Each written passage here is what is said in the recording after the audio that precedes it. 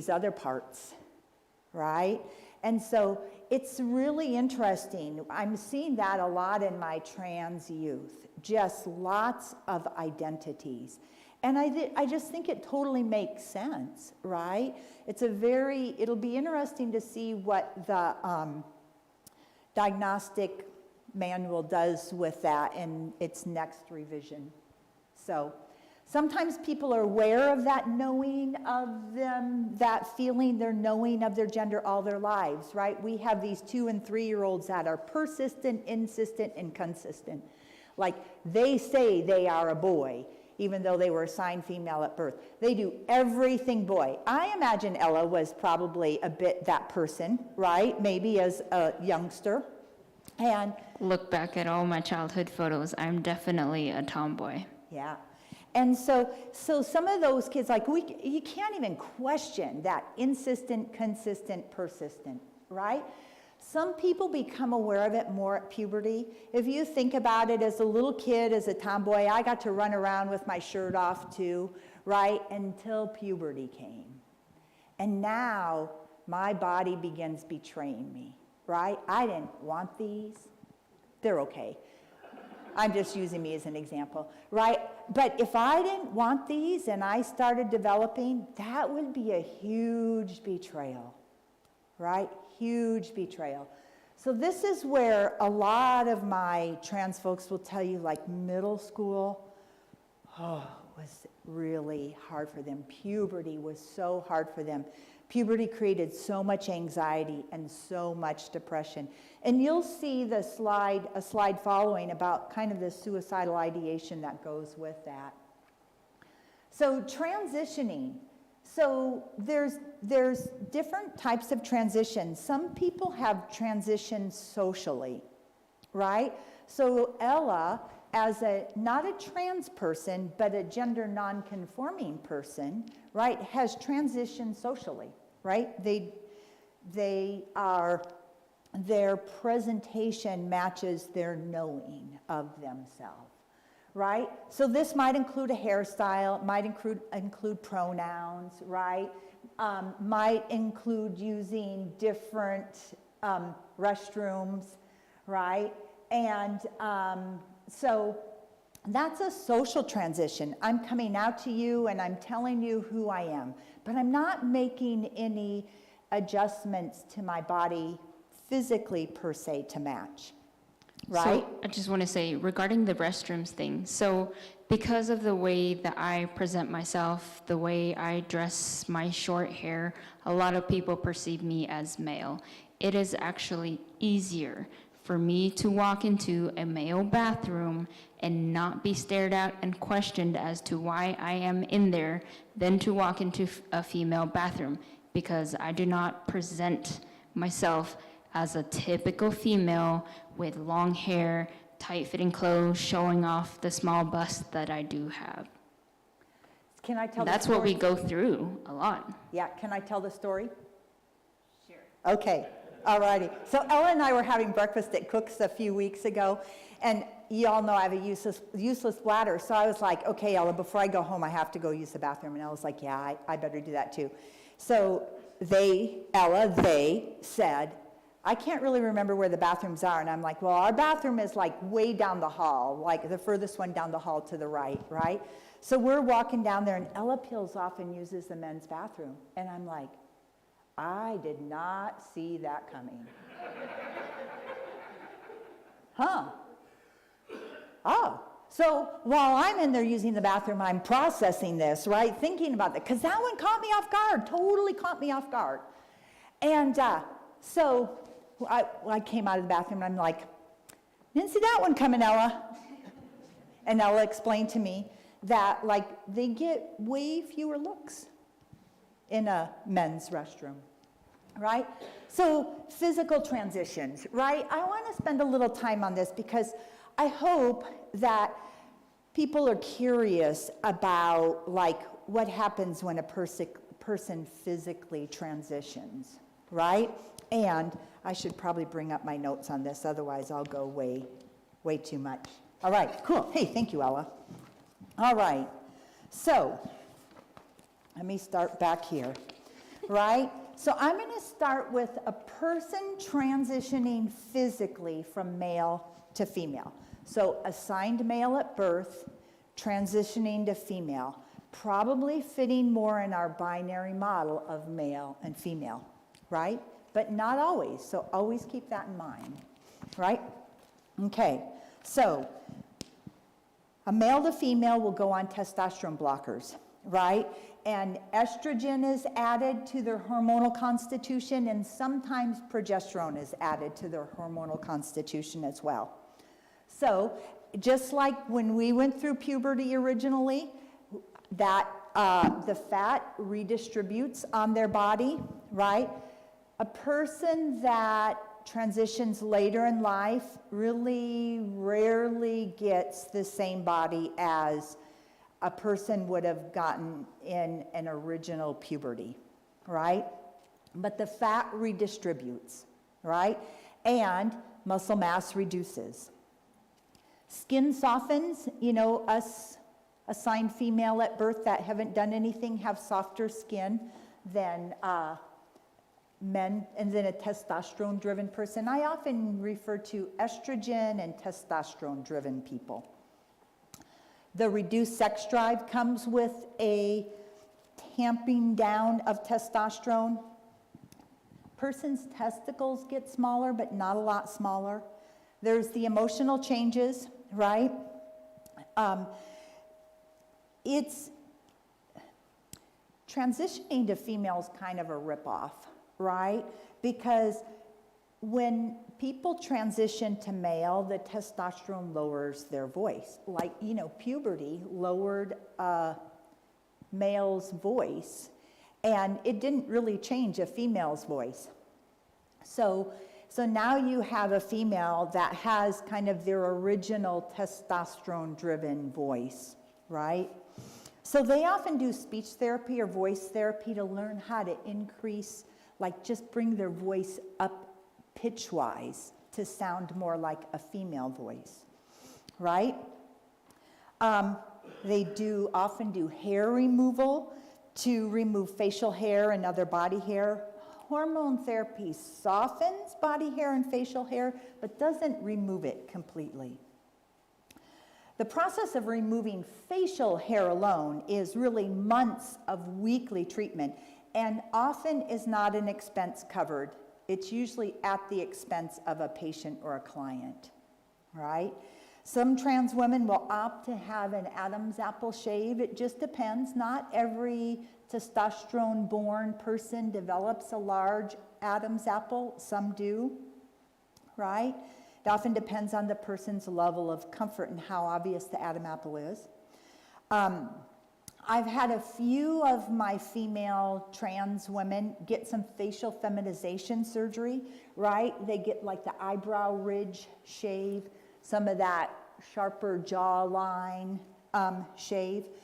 The jawline and some of those more testosterone-driven edges soften up when a person's trans woman is on hormone replacement therapy, but not, again, it's never as effective as it was if it was an initial puberty.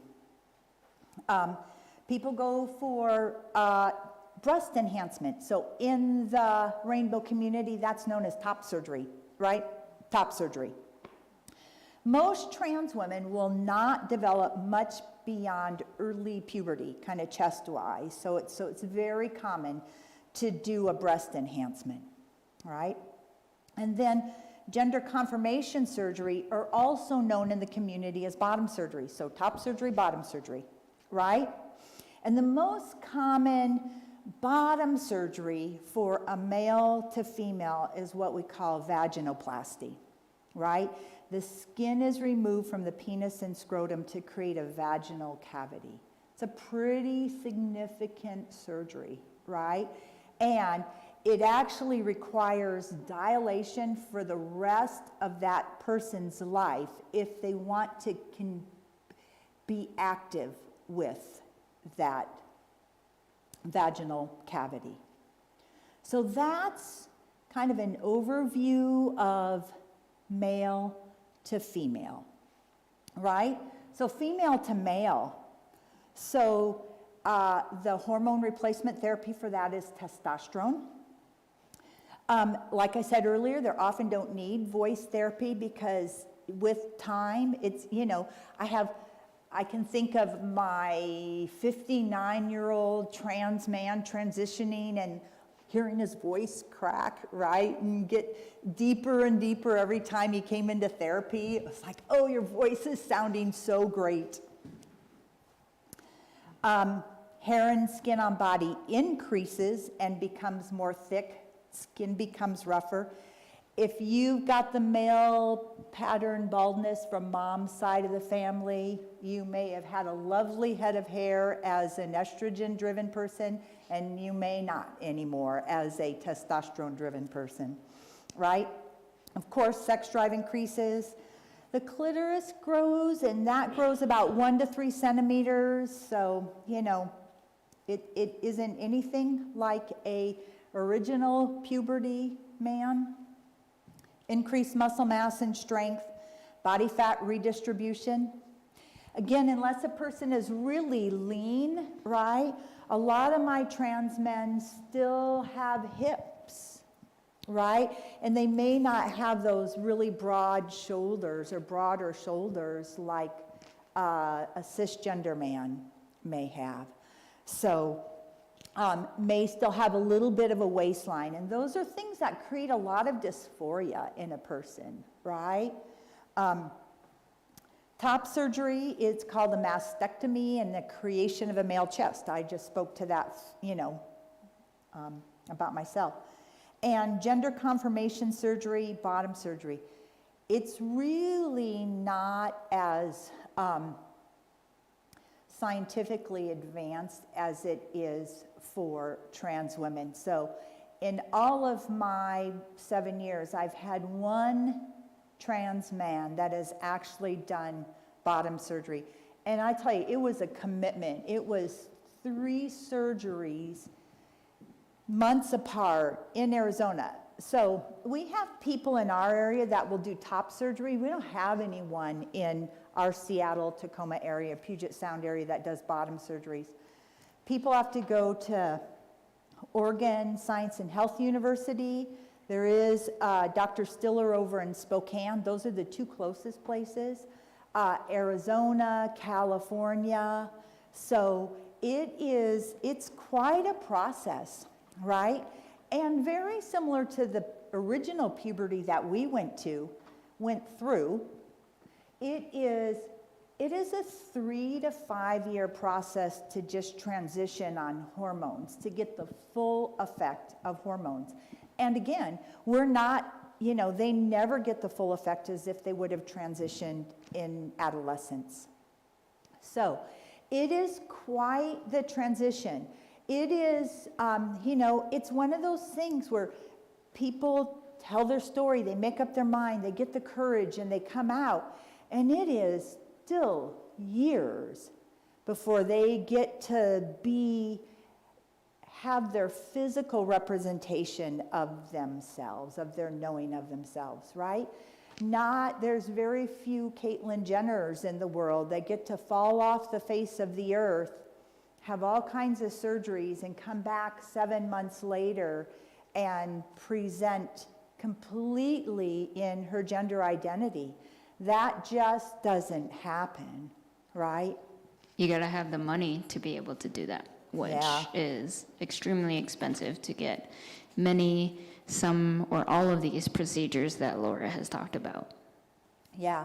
So insurance is beginning to cover these procedures for people, which is really cool, right? Because it isn't an emotional condition. It is a medical condition. It's a medical condition when I am not in the body that lines up with my knowing of myself, right? I mean, we used to think, oh, something's wrong with that person emotionally. That's not it. This is like a medical issue, right?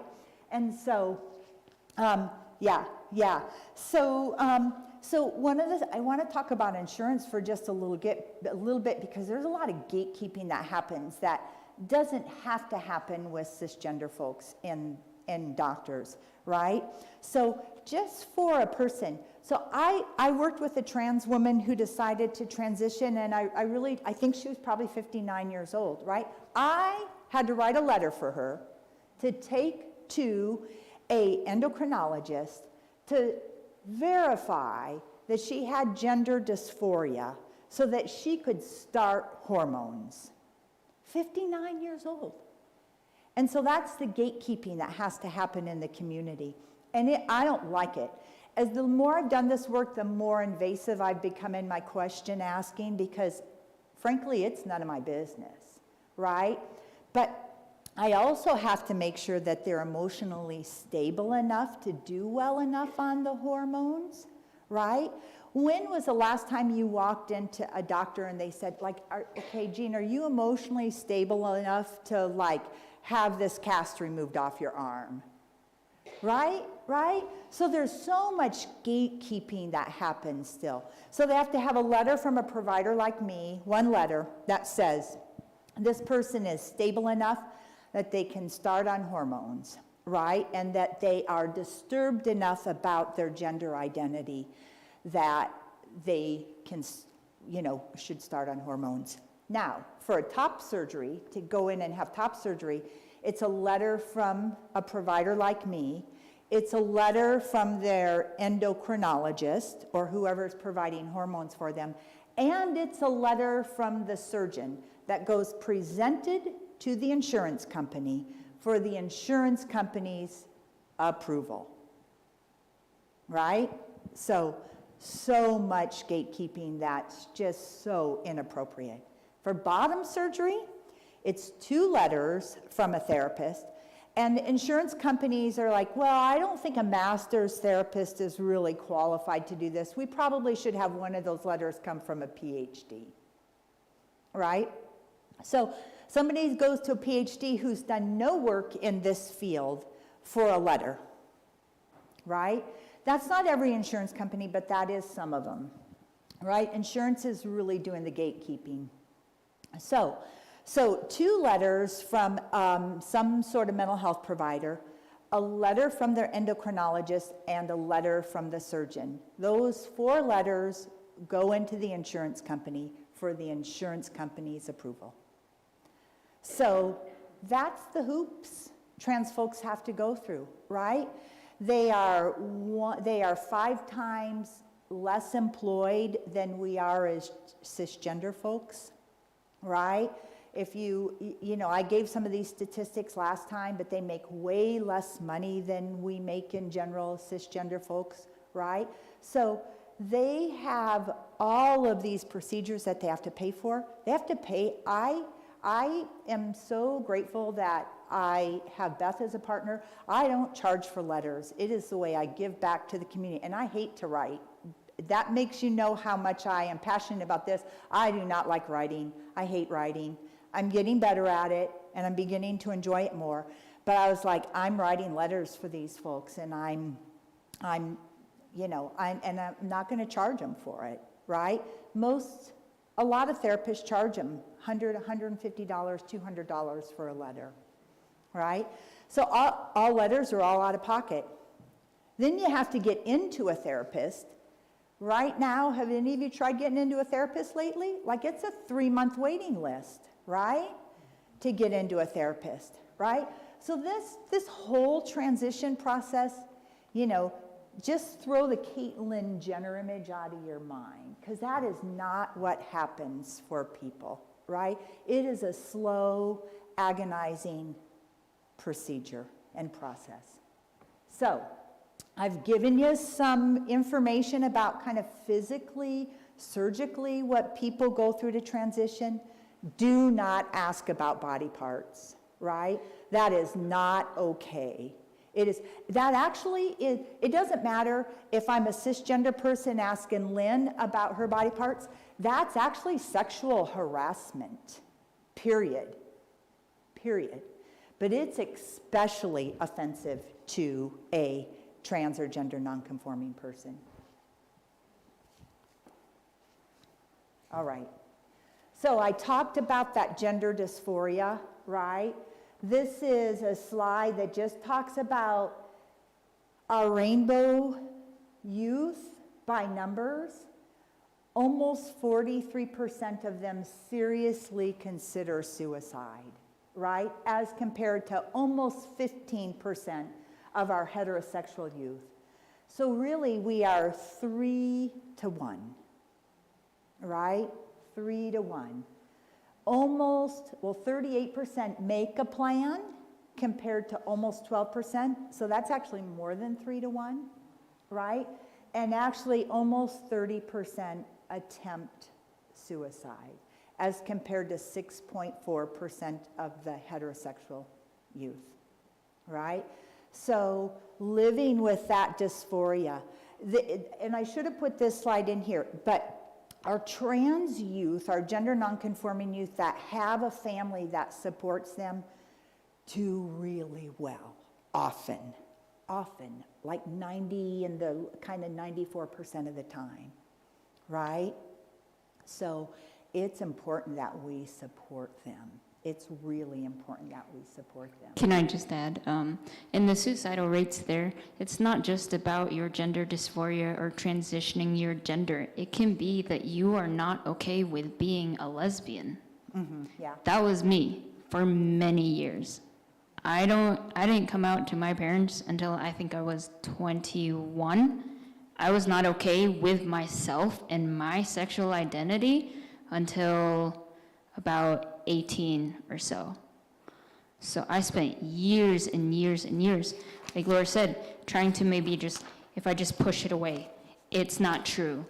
I'm not going to identify it. I'm not going to acknowledge it. It took me years to say, okay, I'm finally comfortable with who I am, who I love, and this is me. So yeah, I went through a lot of depression and suicidal thoughts. Yeah. All right, let's just skip the next slide, please, Steve. Yep, absolutely. And then Ella found this great video. It's about 4 minutes long. It's just a kind of powerful short film that just kind of gets you inside the brain of like what it's like to be a trans person in kind of everyday life. So, and we weren't really prepared for this, so Ella's going to hold the microphone up to the speaker.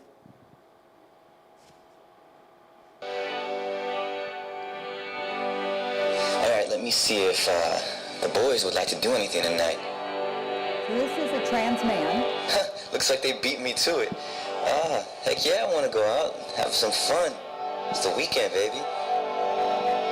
Whew, this night is amazing. What?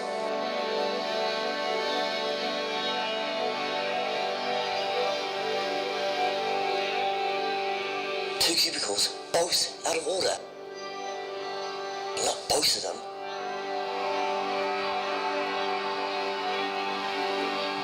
What am I gonna do? No, that looks like the bank's number. I'm gonna have to take this. Hello? Yes, Hannah Winterbourne. Yes, speaking. Yes, I know I don't sound like the Hannah you expected, but this is Hannah. Why can't you believe that?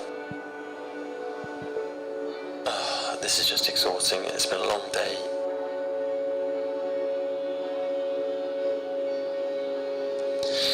I don't want to go through this every time. No one else has to go through this.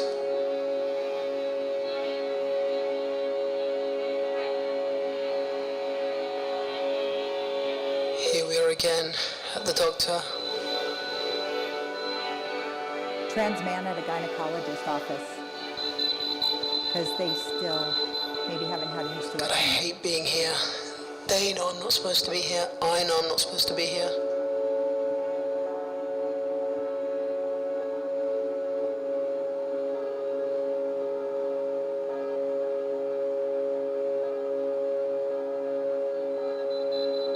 Oh no. Oh my God, oh no. Why am I just frozen here staring at this wall? Lath, just move. Is he looking over here? If I drop my towel now, he's definitely gonna know I'm trans.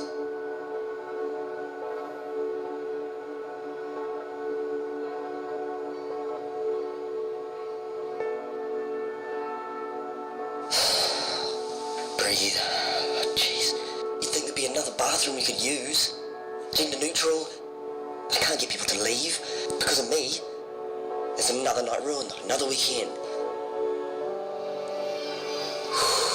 I hate being here at the gynecologist. God, I hate using that word.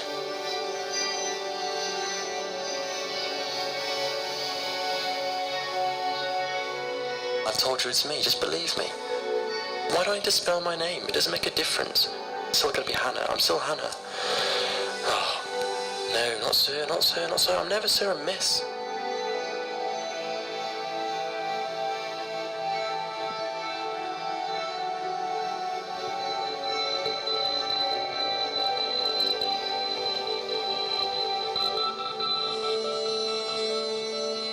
What a beautiful day.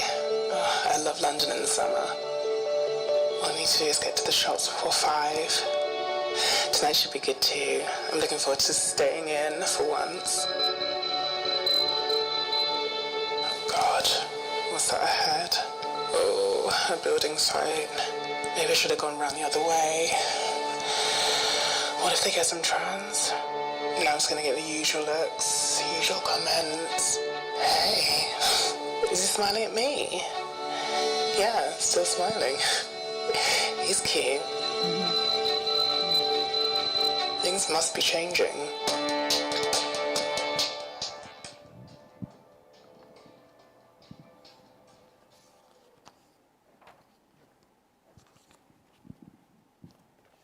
All right. There you go, right here. I messed y'all up. Well, just go ahead and skip the next one. Yep, absolutely. Continue going on. There you go. All right, Ella, it's you. So we just wanted to include a map here showing that the gender diversity around the world, it's not just the US. But we've also seen that studies have showed that the more modern a country is, the less tolerant of gender diversity it has become. Mm-hmm. North America is a great example of gender diversity. Go ahead. Because we have two-spirited people of North America. So although the Europeans who came to North America were largely homophobic and intolerant of non-binary people, North Americans have also recognized a third gender called two-spirited people. In fact, two-spirited people were honored by at least 155 tribes across North America as healers, caregivers, nannies of orphans, and visionaries. But they weren't deemed two-spirited simply because of their appearance. They were truly thought to have the spirit of both a man and a woman, which gave them abilities beyond those of regular men and women. The two-spirited people can be men who dress as women, women who dress as men, androgynous folks, and so on. The term encompasses many identities outside of male and female. So again, we've got this spectrum going on. Here we have a map of conversion therapy. So to give you a definition of conversion therapy, it is an attempt to change a person's sexual orientation, gender identity, or gender expression. Basically saying, it is not okay for you to identify the way that you identify. It is not okay for you to love who you love. We are going to change this. So you'll see here that other names for gender or for conversion therapy are sexual orientation change efforts. There are camps that you go to. You send all the gay kids to this camp to try to change your neuropathical ways of thinking so that you now love a man when you are a female. So Washington State in 2018 banned conversion therapy. Yeah. Woohoo! Yay, Washington. Yep. That's going to be the dark green way up top there, as well as Oregon, California, was that Nevada, Utah, Colorado, New Mexico, and some others on the East Coast there. And so those are all states there that have banned conversion therapy. We also have the states in the orange stripes there. And these states are still battling the decision of banning conversion therapy.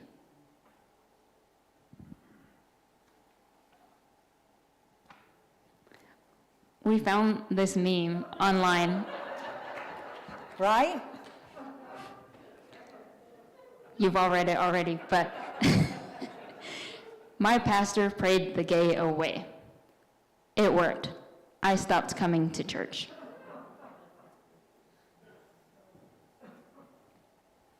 So here we have another map. This one depicts the basically whether the ban of discrimination against employees based off of their sexual orientation or sexual orientation or gender identity. You'll see those light blue states there compared to the conversion therapy are all pretty much the same states, and those are typically the states that are more liberal, more open.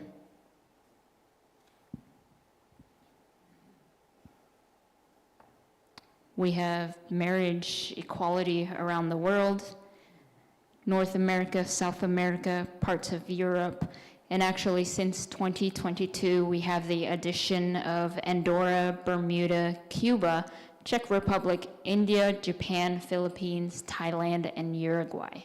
Cool. I just looked this up last night, and they had added a few more countries. So we addressed this a little bit, right? Respectful language. If it's not clear, just ask. I promise you, people would rather have you ask than misgender them, right? They really would. They'd rather have you ask than misgender them. I mean, asking is just saying like, hey, I get there's other genders besides, man and female. So it really is telling them like what I hear when you say that is that like, oh, you think out of the box, you think out of the binary model, right? So asking is great, right? Just ask. What name do you use or prefer? I've switched to use instead of prefer, right? And what pronouns do you use? And, for Bethany, as in that spirit of inclusivity, if there's one thing I want you to walk away with today, I want you to walk away with pronouns are almost the biggest thing to the gender nonconforming community. And so really making an effort to use the correct pronouns. And I make mistakes with my clients, right?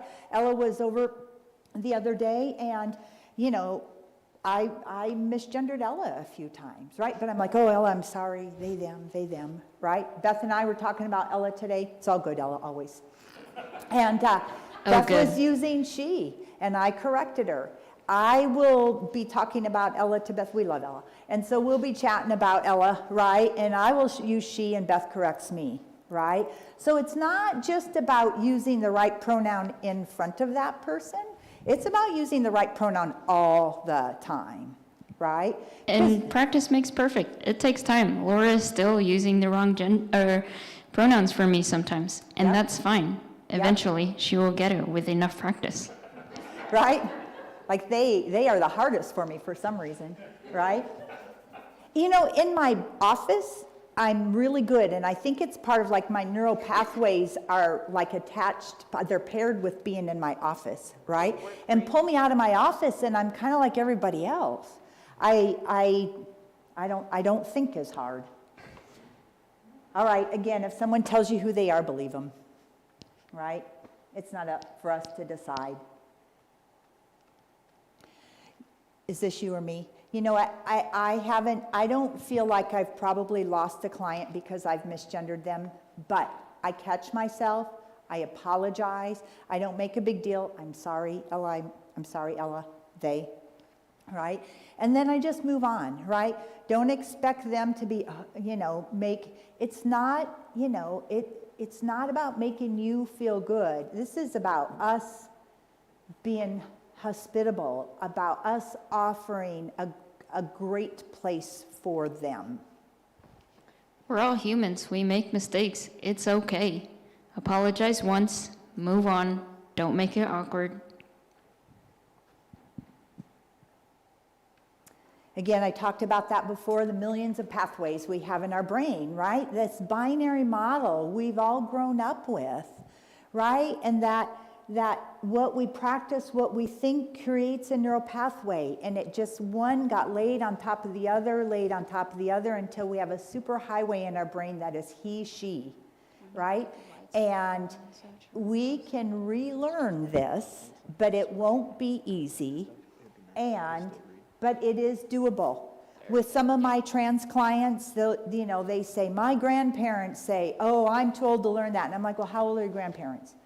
Like, grandma's 59. I'm like, you go home and you tell your grandma, your therapist is 62 and is learning this, that there is no excuse. So going forward, what can we do, right? Continue to educate ourselves. You're here online. Thank you. Read the work of transgender educators, right? Transforming, the book I referred to at the beginning, is a beautiful book about the Christian lives and transgender. There's a really sweet book called George out right now that's actually made for like 8 to 12-year-olds, and it's the story of a little guy, George, assigned male at birth, that knows himself as female. And her story about her coming out. And it's a really beautiful story about the inner workings of her brain, about her narrative, her dialogue in her coming out journey. Think about how we use gendered language every day, right? I'm so proud of Zane. From this very first one, Zane came up to me afterwards and he goes, wow, Laura, I didn't realize how much I use gendered language. And for 2 years now, at least, have you noticed, Zane does not address the church as brothers or sisters in Christ anymore, right? Zane immediately changed that, right? So looking at, like, not saying good morning ladies, good morning folks, when you meet a group of people, right? Or channel Sarah and say, good morning, y'all. Yeah, absolutely. Be vocal about your support. I think I shared this last time. I was getting a phone, Beth and I were getting new phones, and at whoever, Verizon, while they're doing all that, just making chit chat, she's like, what do you do for a living? And so I've become very vocal about, like, I'm a mental health therapist. I do a lot of gender affirming care for the trans and gender nonconforming community. And they said, oh, that's cool. A couple minutes later, they said, I'm married to a trans man, right? So me saying that gave them the opportunity to say that they were married to a trans man. Don't go back just a little bit again. Don't out people. We've talked about that, right? No backhanded compliments. Like, you look really good for a trans woman, right? Not okay. Again, don't ask about body parts either, right? Offer to help gender nonconforming people navigate unsafe places like restrooms and things like that, right? And donate to organizations or go to businesses that hire and support gender nonconforming trans folks. And with that also, there are a lot of businesses that do not support the LGBT community, specifically pay money against us. So just off the top of my head, there are a couple organizations. One of them will be Salvation Army. They always stand outside of stores at Christmas time. Since I learned that, I have not given them a single dime. We also have Chick-fil-A. Yep, go ahead. All right, so inclusivity at Bethany. We have done a lot. already. I don't know if, actually Laura just told me this the other day. I said, we don't have gender neutral bathrooms here. And Laura goes, yes, we do. I go, I guess I've just not used the bathroom here at Bethany in a while because I didn't even notice that. So of course today I went and I go, it's there. Yes. Yep. So Laura doesn't have to question why I walk into the men's bathroom all the time. No, just kidding. What really drew me to Bethany was that we wrote and we said that we are an open church. No matter if you're gay, lesbian, bisexual, transgender, all people are welcome. We had that up on our website. We said it. The worship leader said it every morning, and I felt welcome, and I'm still here. So we had one Gender 101 class. We're having our second today. It's great. Some of you have asked for the second one because you were at the first one and you want a refresher. And some of you have not been at all, and it's first time today, which is great progress. Mm-hmm. We are being inclusive on applications, job applications, whether it's for the new pastor or for child care provider. We have now added mother and father into our scripture there, using the pronoun they for God. Laura, you want to talk about that one? Yeah, I've just started to use the pronoun they for God instead of he, him, or she, her, right? I mean, if we're all made in God's image, then they feels more inclusive than anything. So, yeah. So I'm really just trying to use they as when I'm referring or talking about God or to God.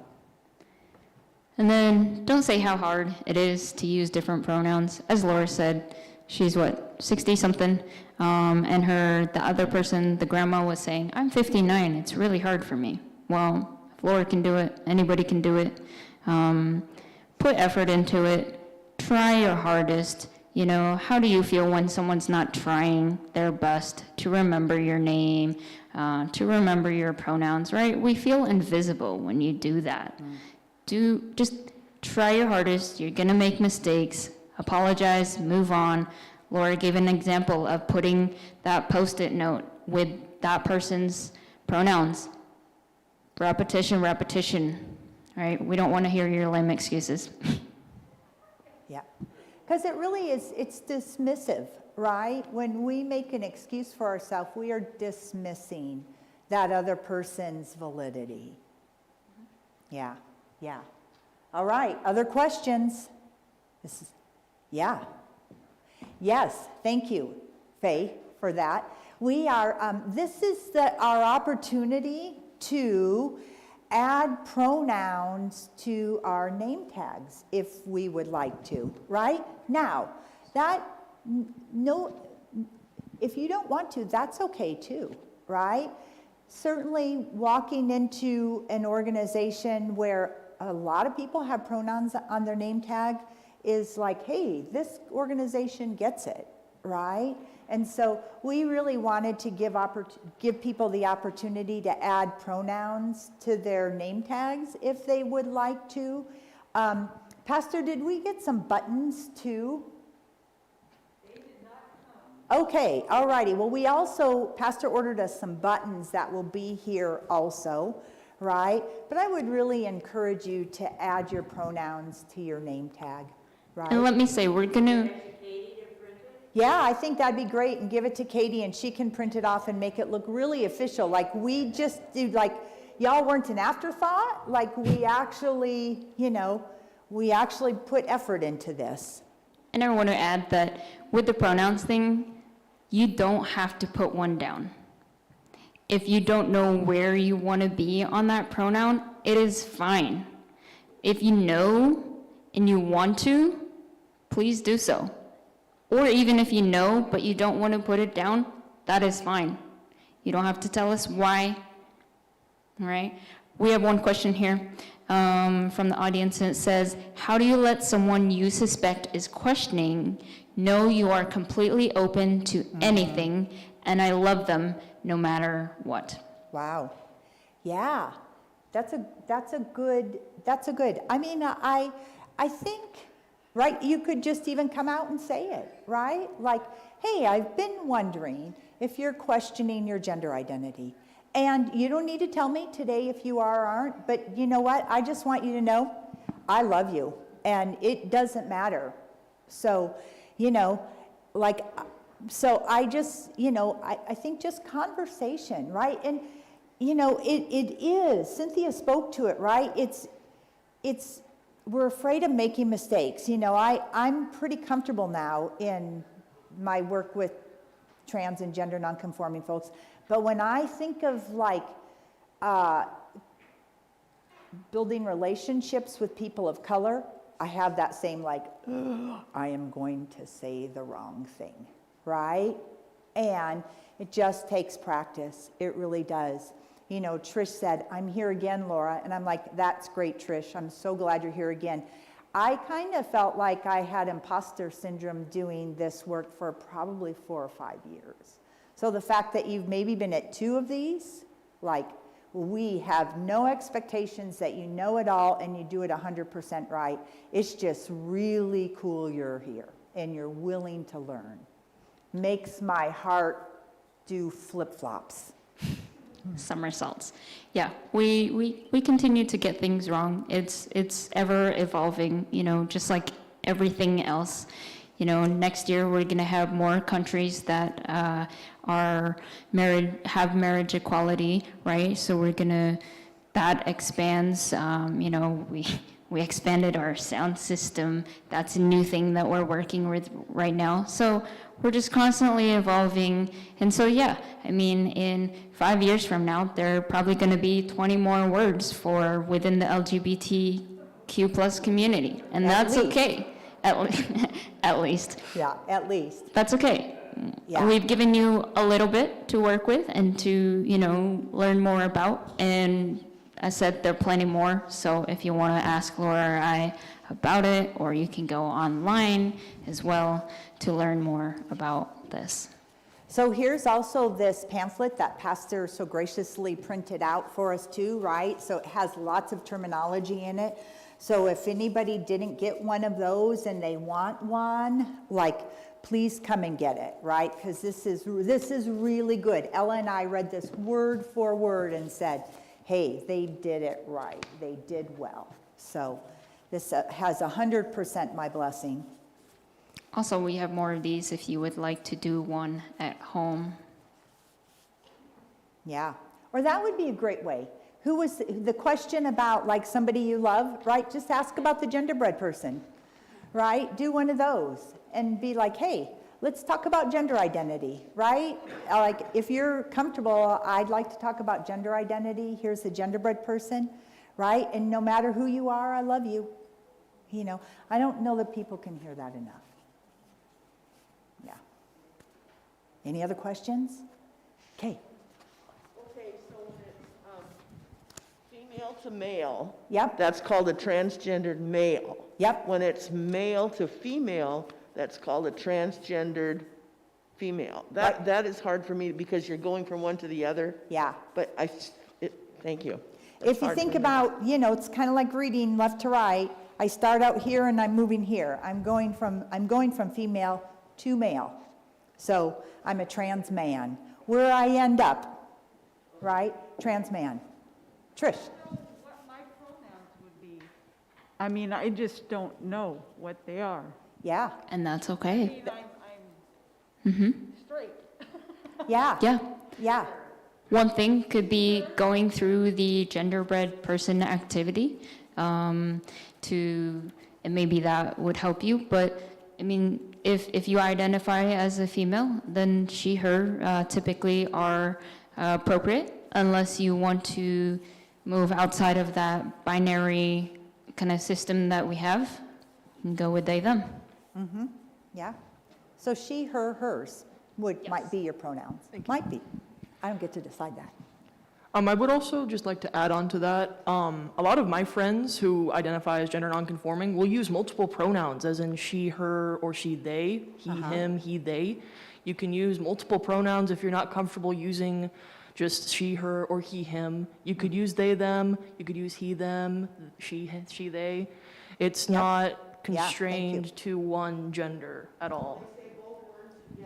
Yes, they will use she and they as pronouns, so it would be interchanged in the sentence, like, she went to the store and they bought something. So it would be interchangeable in the sentence, or if they're feeling more feminine presenting that day, they will say, my pronouns are just she, her today.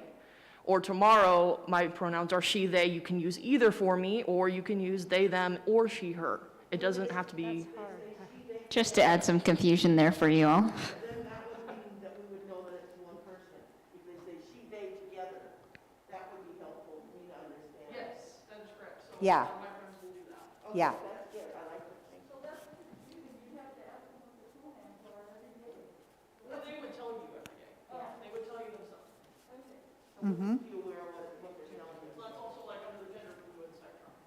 Yeah, absolutely. Yeah. And they do, at the table at the Friday thing, they said, today I see myself as female, today I see myself as male. They did tell us, so. Yep, absolutely. Yeah, yeah. It generally isn't a guessing game, right? Like people, we want to be identified by our knowing of ourselves, right? So, why would I tell you, hey, my name is Bob, when I know myself as Laura, right? Yeah. It's the same as wanting your name spelled right. Right? Without me. F-A-Y. Yeah. All right, other questions? Wow, you guys, thank you Okay, so was there a much. question? Thank you, our online people. Was there another question? Okay, thank you, our streaming online people. Thank you so much. What a joy to be here with you today. Go forth, love everyone. We are all children of God, holy and beloved. Thank you. Yeah. Thank you. Thank you.